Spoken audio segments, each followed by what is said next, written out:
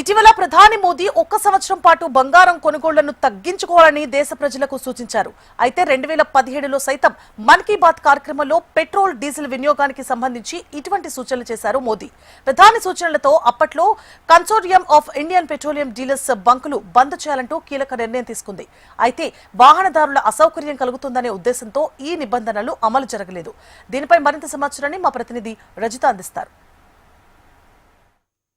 ఇటీవల హైదరాబాద్ పర్యటనకు వచ్చిన ప్రధాని మోదీ దేశ ప్రజలకు 7 కీలక సూచనలు చేశారు. ఇందులో ఒక సంవత్సరం పాటు బంగారం కొనుగోలు తగ్గించడం కావచ్చు, దీంతో పాటు వంట నూనెల వినియోగాన్ని తగ్గించండి అని చెప్పారు. దీంతో పాటు ప్రధానంగా డీజిల్ పెట్రోలియం వాడకాన్ని తగ్గించండి అని కూడా సూచించారు. అయితే ప్రపంచవ్యాప్తంగా నెలకొన్నటువంటి అనిశ్చిత పరిస్థితుల కారణంగా ప్రస్తుతం ఆ ప్రభావం మన భారత ఆర్థిక వ్యవస్థ మీద పడకుండా మన ఆర్థిక వ్యవస్థ మీద ఒత్తిడిని తగ్గించడానికి ఈ సూచనలు చేసినట్టుగా అయితే మనం చెప్పుకోవచ్చు. అయితే ఈ పెట్రోలియం డీజిల్ యూసేజ్ కి సంబంధించి కూడా ఇటీవల వస్తున్నటువంటి క్రైసిస్ ని కూడా మనం చూస్తూ ఉన్నాము. అయితే మన దగ్గర నిల్వలు లేవనుకొని కూడా వాహనదారులంతా పానిక్ అయి ముందే కూడా పెట్రోలియం ని ఈ డీజిల్ ని వాహనాల్లో పట్టించుకునేటువంటి అనేక పరిస్థితులను అయితే మనం చూస్తూ ఉన్నాము. అయితే ఈ మధ్య కాలంలో ఇలాంటి సంఘటనలు అనేకం జరిగినటువంటి నేపథ్యంలో కూడా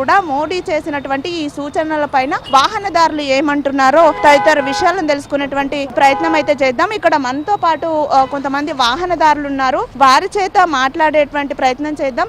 సార్ చెప్పండి, ఇటీవల మోదీ గారు హైదరాబాద్ కు వచ్చి కొన్ని కీలక సూచనలు చేశారు. అందులో పెట్రోల్ డీజిల్ వాడకాన్ని తగ్గించండి అని కూడా చేశారు. ఇటీవల మనం చూస్తూ ఉన్నాము, క్రైసిస్ ఉందని చెప్పి పానిక్ అయిపోయి కూడా చాలా మంది అనవసరానికి మించి పెట్రోల్ ని తీసుకుంటున్నటువంటి సిచ్యువేషన్ ఉంటుంది. దీనివల్ల మన ఆర్థిక వ్యవస్థ మీద కూడా భారం పడుతుంది, ఎందుకంటే ఎక్కువ దిగుమతులు అవుతుంటాయి కాబట్టి. ఏం చెప్తారు సార్ దీని గురించి? మోడీ గారు ప్రజలకు మంచి మెసేజ్ ఇచ్చారు. ఒకటి ఏంటంటే రాష్ట్ర ప్రభుత్వం కానీ కేంద్ర ప్రభుత్వం కానీ కోట్ల రూపాయలు ఖర్చు పెట్టి ట్రైన్ వ్యవస్థను, తర్వాత మెట్రో రైల్ని, అదేవిధంగా బస్ సౌకర్యాలని, ఆర్టీసీని, ఇలాంటి వాటిని మనం ప్రజలు వాడుకోవాలా.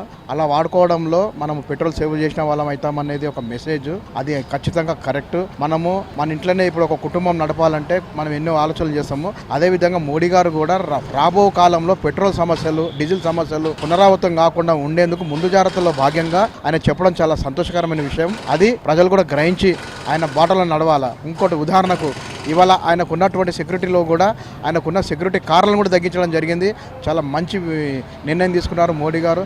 అదేవిధంగా మన రాష్ట్ర ప్రభుత్వంలో ఉన్నటువంటి అధికారులు కానీ, మంత్రులు కానీ అదేవిధంగా పాటించి మనము అయినంత మటుకు మన వాహనాలను తగ్గించి పెట్రోల్ని, గతంలో సేవ్ వాటర్ అనేది ఉంది, ఇప్పుడు సేవ్ పెట్రోల్, సేవ్ డీజిల్ అనే పరిస్థితికి వచ్చినాం మనం. కాబట్టి మనము అయినంత మటుకు మోడీ గారి సూచనల మేరకు అది పాటించుతూ ప్రజల్లో కూడా చైతన్యం రావాలా. ప్రజల్లో కూడా కలిసికట్టుగా ఉండి అయినంత మేరకు వాళ్ళు పబ్లిక్ ట్రాన్స్పోర్ట్ని యూజ్ చేసుకొని వారి యొక్క వాహనాలను తగ్గించాలి. ఇప్పుడు ఉదాహరణకు రోడ్డు మీద పోతుంటారు, అది చూద్దామా, పెద్ద కారు ఉంటుంది, అందులో ఒకటే పోతుంటాడు, డ్రైవింగ్ ఆయనే పోతుంటాడు. అది దాన్ని దృష్టిలో పెట్టుకొని మోడీ గారు కూడా సూచనలు చేయడం జరిగింది. మీరు వృధా చేయకండి పెట్రోల్ని. ఇంకోటి వంట నూనెలు అవి కూడా అన్నాడు.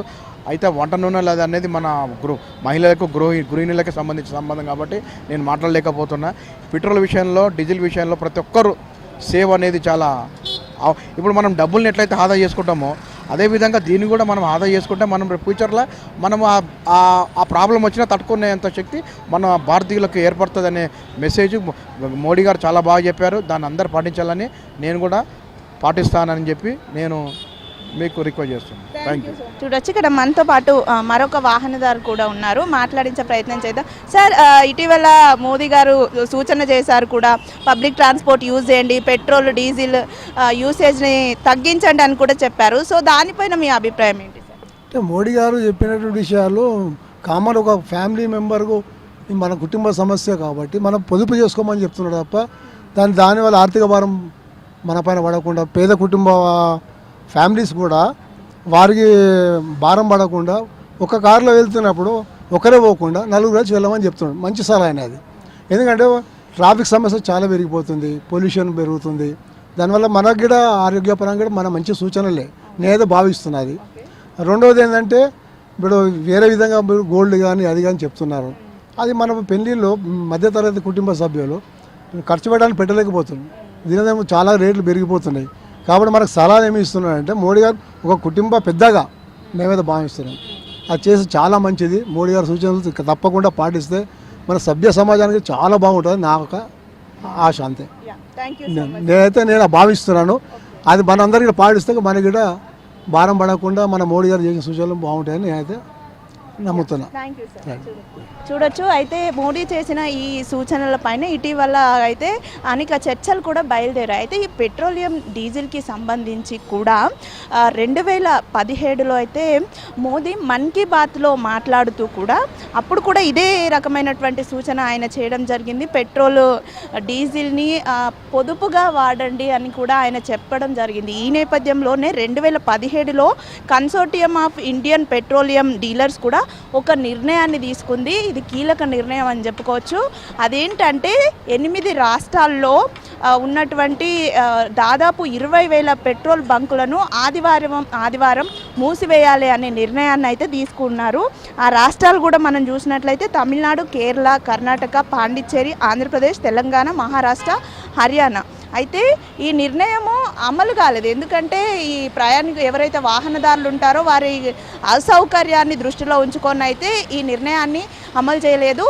తిరిగి ఇప్పుడు 8 ఏళ్ల తర్వాత మోదీ ప్రపంచవ్యాప్తంగా ఉన్నటువంటి అనిశ్చిత పరిస్థితులను దృష్టిలో ఉంచుకొని ఇటువంటి ఏవైతే సూచనలు చేశారో ఈ సూచనల వల్ల మళ్ళా అలాంటి పరిస్థితి ఏమైనా వస్తుందా అనే ఊహాగానాలు కూడా బయలుదేరాయి. ఇటువంటి నిర్ణయం ఏమైనా తీసుకుంటారా పెట్రోలియం యాజమానులు అనే ఊహాగానాలు కూడా బయలుదేరాయి. అయితే అప్పుడు అయితే పర్యావరణ హితం అంటే ఈ పెట్రోలు డీజిల్ పొదుపు అనేది మన ఆర్థిక వ్యవస్థ మీద భారాన్ని తగ్గించడంతో పాటు పర్యావరణానికి కూడా ఎంతో మేలు చేస్తుంది. ఇప్పుడు మనం హైదరాబాద్ నగరంలోనే చూసుకుంటే పీక్ అవర్స్లో కానీ రోడ్డు మీద మనం చూసుకుంటే కార్లో ఒకే వ్యక్తి ఉంటారు, ఆ కార్లో ఒకే వ్యక్తి వెళ్తూ ఉంటారు బయటికి. ఇలా ఎన్నో వాహనాలు ప్రతినిత్యం బయటికి వెళ్తూ ఉంటాయి.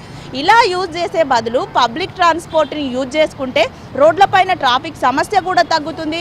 ఈ పెట్రోలియం ఇటు డీజిల్ కొరత కూడా ఏర్పడకుండా ఉంటుంది అనేటువంటి అభిప్రాయాలు కూడా వ్యక్తమవుతున్నాయి. ఏదేమైనప్పటికీ కూడా దేశ ప్రజలను ఉద్దేశించి మోడీ చేసినటువంటి ఈ సూచనల మీద అనేక చర్చలు అయితే నడుస్తున్నాయి. ఇటు వాహనదారులు కూడా మోదీ మన భారత ఆర్థిక వ్యవస్థ మీద భారాన్ని తగ్గించడానికి ఇటువంటి సూచనలు చేశారు. కాబట్టి వీటిని పాటిస్తే ఇప్పుడున్నటువంటి క్లిష్ట పరిస్థితుల్లో భారత ఆర్థిక వ్యవస్థ మీద ఒత్తిడి పడకుండా ఉంటుందని కూడా అభిప్రాయాలను వ్యక్తం చేస్తున్నారు.